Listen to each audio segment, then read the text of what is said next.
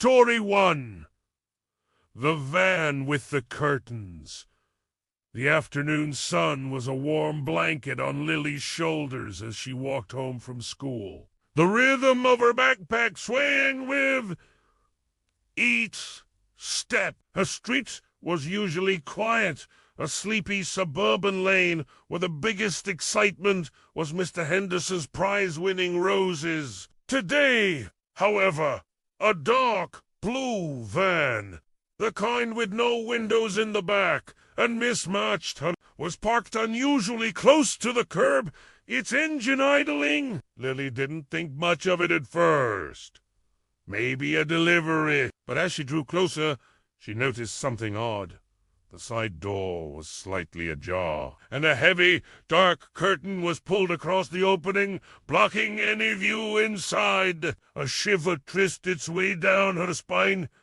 It was too hot for curtain. She quickened her pace, her eyes fixed on the van. Just as she was about to pass it, the curtain twitched. A hand, pale and surprisingly slender, slipped out from behind it, beckoning. It wasn't a friendly wave. It was a slow, deliberate curl of fingers, a silent command. Lily froze, her heart hammering against her ribs. She couldn't see a face. Hoosed dots and emerging from the dark void behind the curtain, beckoning, beckoning. A faint, sweet smell like stale candy and something metallic wafted from the open door. Her instincts screamed at her. Without thinking, Lily dropped her backpack and bolted, sprinting down the sidewalk faster than she ever had in her life. She didn't look back until she was safe inside her house. The door locked. Her breath ran. When her mother asked why she was so pale, Lily could only shake her head. The image of that beckoning hand burned into her mind. The van was gone when her mother looked out the window. Story 2. The playground shadow. Ethan loved the old oak tree at the edge of the park. Its sprawling branches made a perfect canopy for his imaginary fortress. He was deep in battle, defending his kingdom from invisible dragons, when a shadow fell over him. It wasn't the shadow of the tree. He looked up. A man stood there. Palantine, dressed in a dark, rumpled coat, despite the mild weather. His face was obscured by the brim of a wide-brimmed hat, but Ethan could feel his eyes on him. The man didn't say anything, just stood there, perfectly still. Ethan, usually fearless, felt a prickle of unease. He clutched his plastic sword tighter.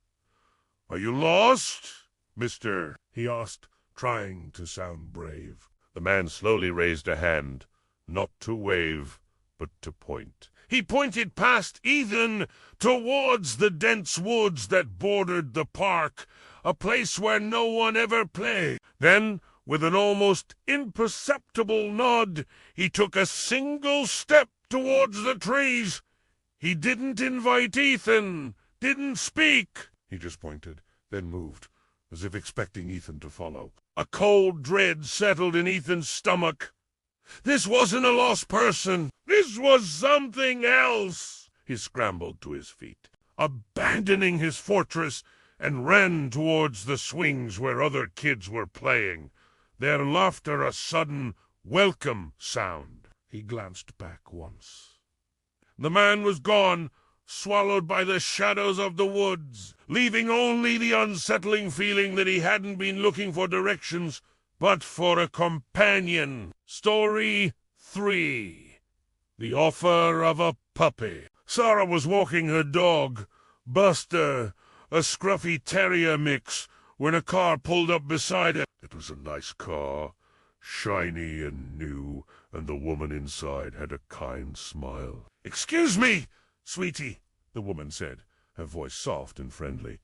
"Your dog is adorable. I have a whole litter of puppies, just like him, at my house. Would you like to come see them?" You could even pick one out to take home." Sarah's eyes lit up. "Puppies! She loved puppies more than anything."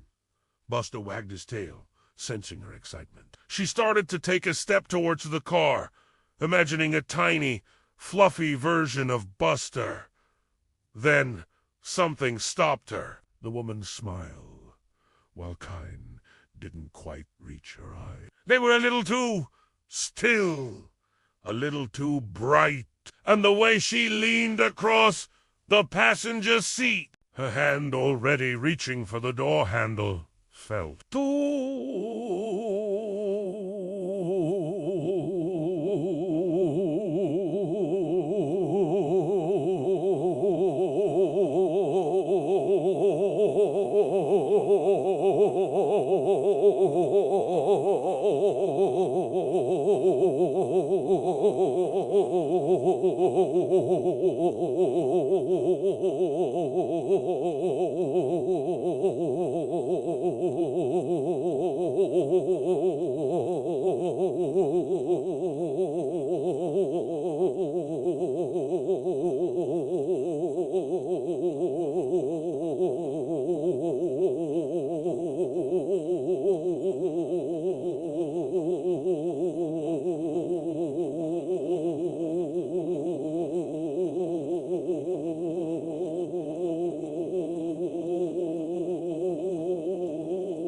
"My mom says I'm not allowed to go with strangers," Sarah said, her voice small. The woman's smile didn't falter, but a flicker of something else crossed her face, something quick and sharp.